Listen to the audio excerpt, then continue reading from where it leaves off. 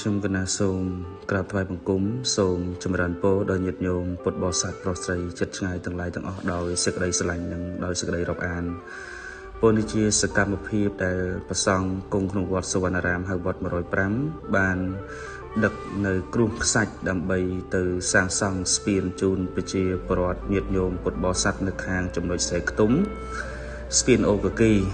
ដូចញាតិញោមបានឃើញស្រាប់នារដូវខែនេះជារដូវ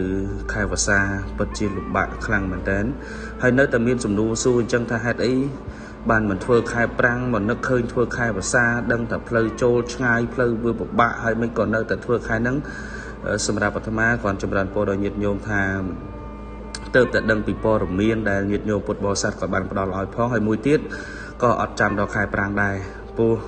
អ្វីដែលអាចតស៊ូបានទៅគឺត្រូវតែធ្វើព្រោះនេះវាជាសរសៃឈាមវាជាសេដ្ឋកិច្ចរបស់ពួកគាត់នៅទីនោះញាតិញោមដឹងស្រាប់ហើយធម្មតាស្ពានគឺជាតម្រូវការចាំបាច់ខ្លាំងមែនទែនពួកគាត់អាចពិបាកជាងអាត្មារាប់សិបដងអាត្មាពិបាកប៉ុណ្នេះវេទនាប៉ុណ្ណឹងមិនជាបញ្ហាចោតទេតែពួកគាត់នៅទីនោះគឺពិបាកជាងនឹងទៀតព្រោះគាត់ត្រូវការចេញចូលនៅទីនោះរាល់ថ្ងៃមានអ្នកកូនខ្ចីមានចាស់មានចារាមានអ្នកឈឺយុពលុកអញ្ចឹងបើប្រៀបធៀបទៅពួកគាត់ពិបាកជាងអាត្មាខ្លាំងណាស់អញ្ចឹងក្នុងវីដេអូនេះអាត្មា